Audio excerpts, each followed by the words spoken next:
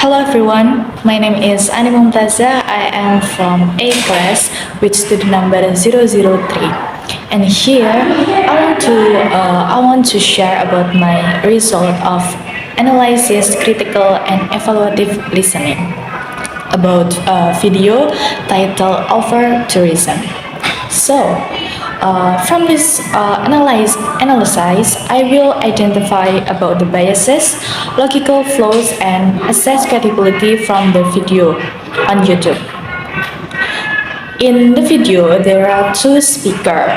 That is Lucy Hawkins as the host of BBC World Global Services and Rajan Datar as the speaker of this video, and he is a presenter of BBC TV Travelog program.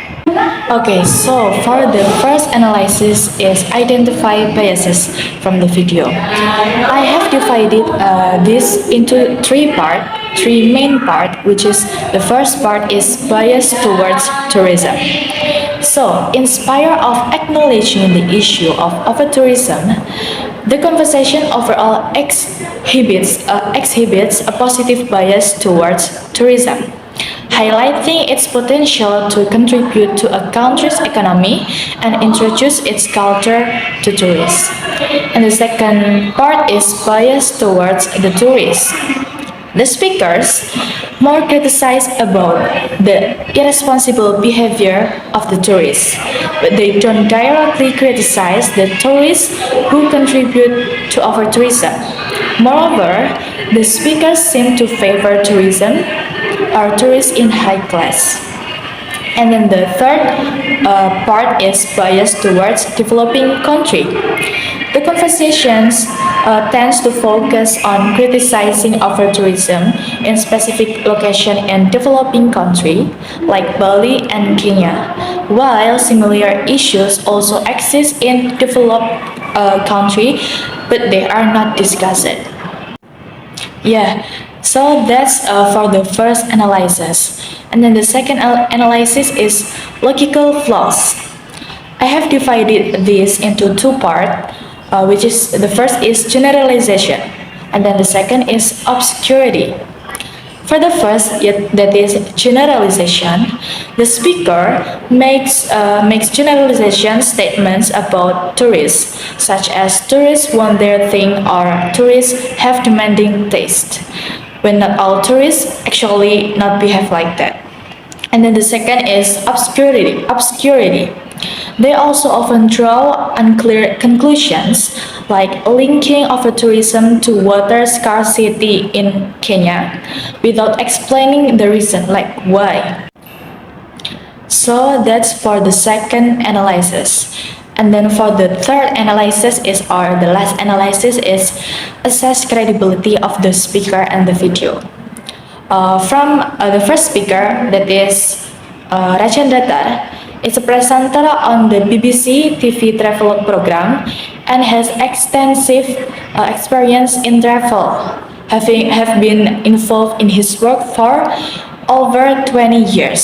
So this makes him credible to discuss about the issues of over-tourism.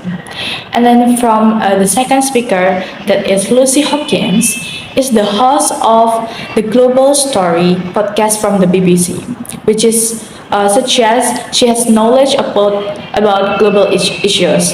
Although she mentioned visiting some of the places discussed, the conversation doesn't provide clear information about her background in the tourism industry.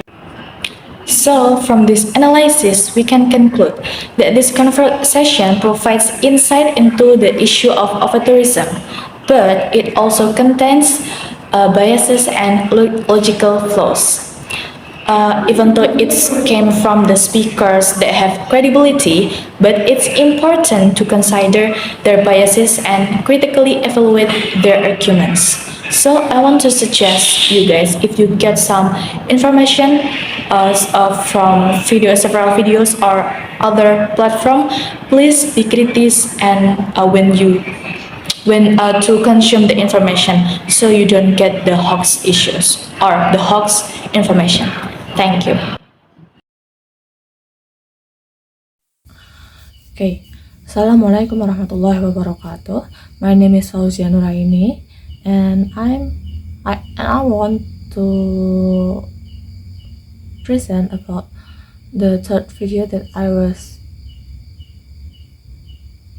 analyzed, and the title is how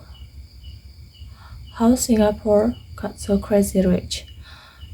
For the biases, the video was mostly complimentary to the government and the policies of Singapore without fully addressing the criticism regarding the civil liberties and media restriction. It highlights that their economic success while still simultaneously underlining the social issues such as rising inequalities and public dissatisfaction with foreign labor. And for the logical flaws, the video may simplify Singapore's economic success by simply attributing it to government policies, ignoring the role of global economic trends and other external factors. In addition, the video also presents a one-sided perspective of criticizing the leadership without exploring alternative perspectives or any potential reforms. And for the next is assess credibility. The source of the news, Bloomberg, is reputable for financial news, but its focus on economic success may lead to a biased portrayal of Singapore's governance challenges. The evidence to support their claims, such as they use economic indicators such as GDP growth, employment data, and foreign investment figures to illustrate Singapore's economic achievements. They also provide insights from economic figures and political analysts to discuss policies and leadership in Singapore. Maybe that's all from me, and wassalamualaikum warahmatullahi wabarakatuh. Assalamualaikum warahmatullahi wabarakatuh. My name is Anis Chaningsi. I'm from class A, and I will explain about bias, logical flaws, and credibility assessment of the third video. The title is Why Sitting is Bad for Health. So there are 4 people in the video. The first, his name is Phil, one of the hosts of the 6 Minutes English program, and the second is George as a host. The third is Professor Charlotte Edwardson, a professor of health and behavior studies at the University of Leicester. And the last is James Gallagher as a host of the Inside Health program on BBC Radio 4 as the interviewer of Professor Charlotte Edwardson. So, the first is I would like to analyze about biases. The video that I analyzed about third video, why sitting is bad for health, focuses mainly on the negative effect of sitting without addressing possibly neutral or positive perspective. For instance, it doesn't discuss the role of ergonomic furniture or strategies to mitigate sitting-related problems while maintaining a sedentary lifestyle. And then, Professor Edwardson emphasizes findings that aligned with the narrative that sitting is harmful, potentially overlooking studies that suggest sitting is not as detrimental if counteracted by other healthy behaviors. And the second is I analyze the logical fallacy. The first is generalization. The statement that modern technologies like motorized vesicles and office jobs mean we spend more time sitting might not apply universally. For example, many jobs involve physical labor, and not everyone has a sedentary lifestyle. The second is causal fallacy. The link between sitting and health issues, while supported by research, is presented as if sitting directly causes these problems. This oversimplifies the relationships as factors like diet, exercise, and genetics also contribute. And third, I would like to analyze about credibility assessment.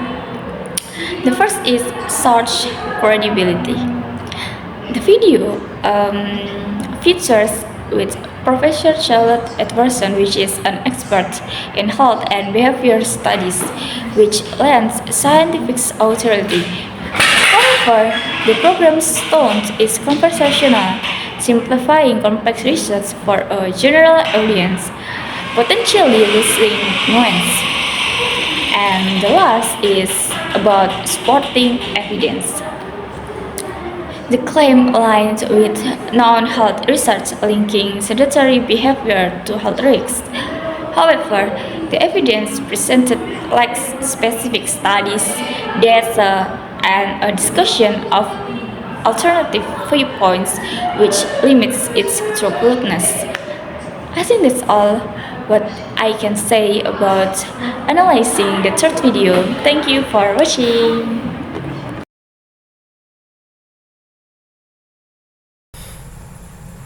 Assalamualaikum warahmatullahi wabarakatuh. My name is Andira Revi Astuti. Here I would like to present about the analysis that I have to do on the fourth video, that is social media and teenage health. The first point or the first analysis that I have to do from the video is biases. I put 2 points on this analysis. That is, the first is negative emphasis bias. The speaker highlights the negative impacts of social media on adolescent mental health. For example, depression and anxiety. This can create bias by ignoring social media, such as the benefits of social connections and easier access to information through social media. And then the second is source bias. The speaker only represents one opinion, namely from a public health professor, that is Professor Davis Ridar. If the professor's view is not balanced with the presentation of perspectives from different experts or research. The second analysis is logical flaws. The first is generalization. The statement that 64% of teens feel worse about their body image can be considered a generalization because it does not take into account that not all teens experience these effects from social media. And then the second is causality error. The statement that social media use is the cause of depression and anxiety without considering other factors that may play a role in causing depression and anxiety, such as teens, social conditions, family environment, or even long-standing trauma. And then the last analysis that I have to do is assess credibility. For the first is source credibility. Although Professor Davis Ridar has a background as chair of global public health at the University of Edinburgh, which certainly lends weight to her views on the impact of social media on adolescents. However, it is still important to consider whether or not there is other research that supports or refutes it. And then the second is research reference. The speakers claim there are many studies on the impact of social media, but does not provide specific details on the studies cited. The speaker does not mention the methodology or sample size of the claim of many studies conducted, as this is important for validity of the claim. I think that's enough for me. If there are any mistaken, I apologize. Thank you. Wassalamualaikum warahmatullahi wabarakatuh.